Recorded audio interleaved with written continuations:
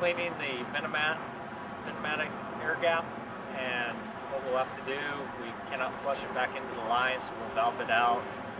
We'll relieve the pressure on it. Once again, there's no bleed off, so we just kind of rock it back and forth, make sure there's no pressure. We'll haul it up to the top of the station. We'll remove the lid, and if it's greased up, then the internal components can't be removed. We'll have to drive those out, and then scrape the grease off the inside, and then reinstall it.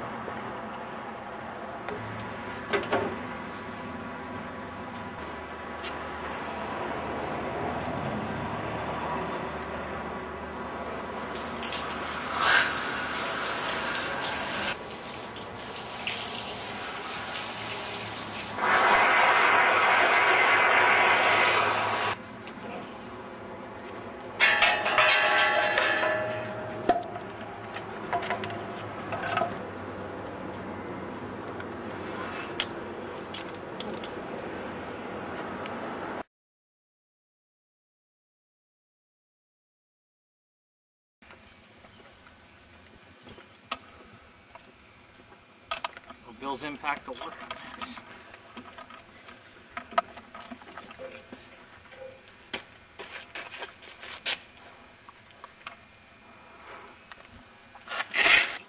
Pack solid.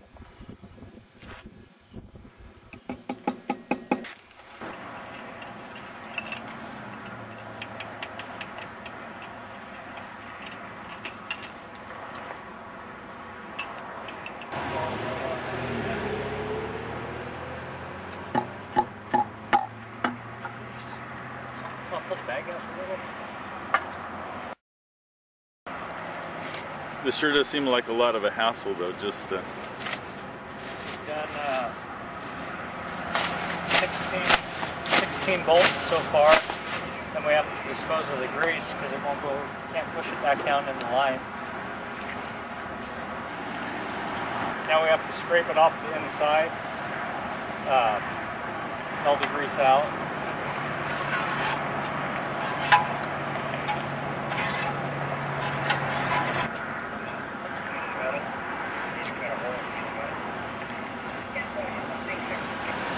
Disc, one of the two discs that seals, so when the float is up, the water doesn't come out the vent, the top vent, so it has to be cleaned off in order to seal.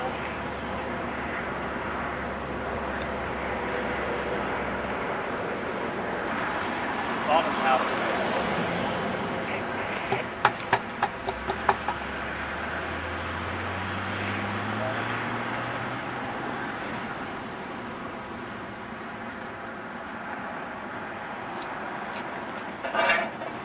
Not a pleasant job dealing with the grease.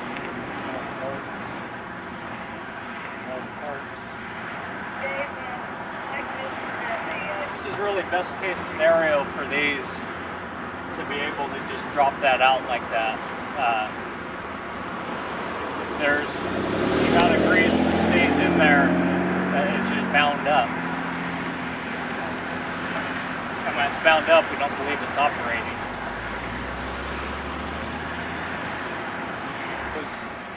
After the process, dispose of all the grease because we're in a public way.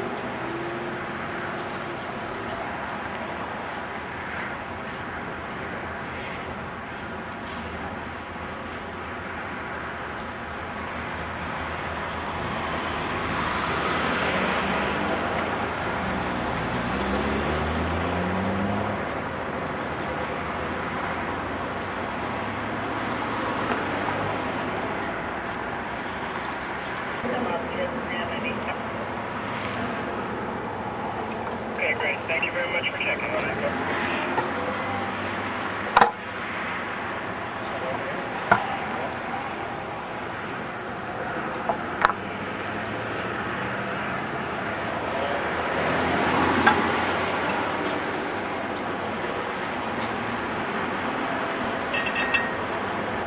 Now we'll put the Ventomatic back in the hole and reattach it and tighten everything up and then valve it in and change the ARI. Now, would you guys have to still do the confined space entry for the ARI to this degree? Not if we hook up the flush water, extend that up to here. You could actually have one person come, blast it through, but and maybe every 6 months, possibly every quarter, just do a visual inspection.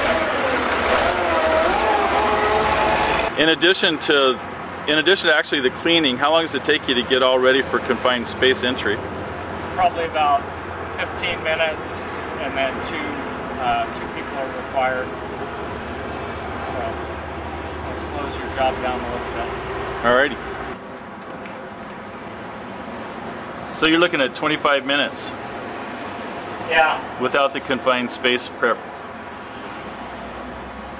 We're going to do the maintenance on the ARI air gap, and what we'll be doing, since we don't have the flushing system set up, we'll remove 4 bolts, pull the cap off after we valve the unit out and bleed it off, make sure there's no pressure, and then the cap and the plunger assembly will come off, and we can do the inspection in the vault without having to come up and remove any grease. I guess the volume of H2S wasn't as much in that one as it was the other one, huh? Not nearly. Our detector didn't go off. Yeah. We were at up to 24 parts on the Ventomat, and I believe we're about 2 parts.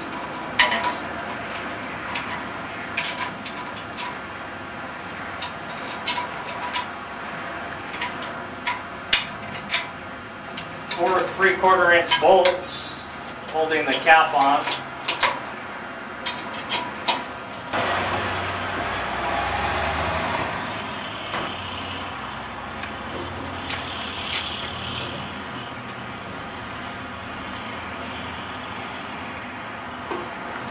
So to inspect the ARI, it was 4 bolts versus 16 on the Ventomat. We can do it down in the vault. There's not a large grease amount of grease to deal with.